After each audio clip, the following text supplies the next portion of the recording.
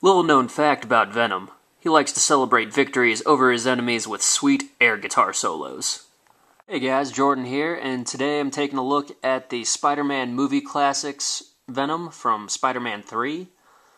This figure is pretty nice. This is actually the smaller and cheaper of the action figures that they put out for this Venom. There's a larger Marvel Legends size Venom, but this one is actually pretty close. You can see here next to the Age of Apocalypse Wolverine, they're pretty close to being the same size. Wolverine is just a little bit taller, so that obviously puts Venom out of scale for Marvel Legends, because Wolverine is one of the smaller characters anyways, and Venom is supposed to be fairly large. But I really actually do like this figure, despite its size. Like, if you find the other figures in the line, then he's actually in good scale with it. But the things I like about it, other than it not looking like Topher Grace, I really like the sculpt on it. All the lines are raised on the costume, and you can see it's actually a very detailed pattern with the web and the Venom logo everywhere. And then even down on the legs, it's kind of tough to see, but it's textured, kind of like scale mail kind of thing. Just that new, more armory look that they're doing for all of the new superhero costumes. It kind of started here with Venom, and I think it just looks great. The paint itself isn't anything amazing.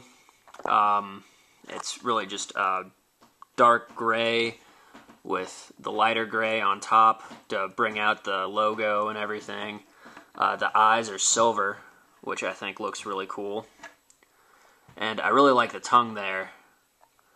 It's just kind of a dull pink there, sticking out, just getting his Gene Simmons on.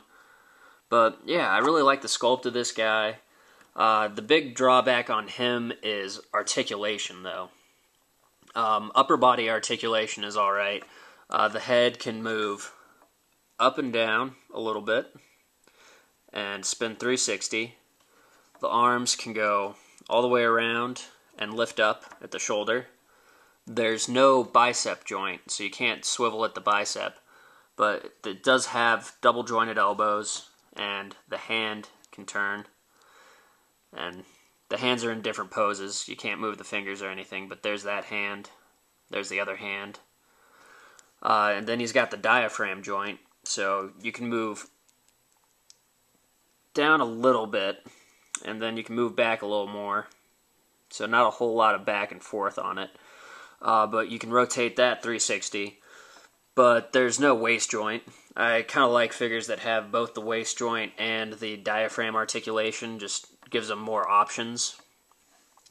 The legs can go 360 around and then lift up a little bit, not a whole lot, and then go back just a little bit. Not the most maneuverable of legs. You can turn it and get it out to the side a little more. But you can see it's just that little stripe right there is where you move the legs at, and there's no top of the thigh turn, but you can turn at the knee, and the knee is double jointed. And right at the top of the knee you can rotate 360, and there's no calf or foot articulation here at all, which kind of sucks if you're trying to get him in a cool pose or something.